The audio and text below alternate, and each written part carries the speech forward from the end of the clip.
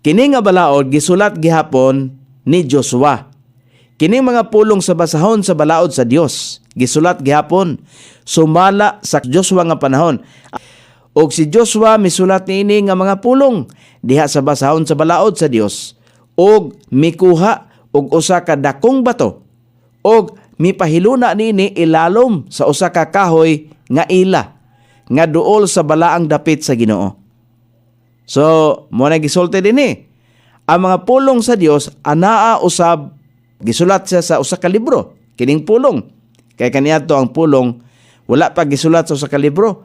Isaiah 34 verse number 16. Pangitaan ninyo gikan sa basahon sa Ginoo ug basaha.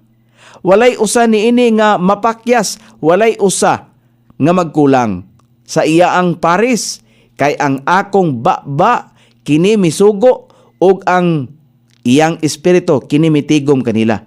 So maklaro din sa maong bersikulo, walay laing nagtigom sa pulong sa Dios. Walay laing nagbutang sa usa ka libro sa pulong sa Dios. Nagamit siya og tao. Pero pinaagi sa paggiya sa balaang espiritu. So dili day pwede ang tao mo angkon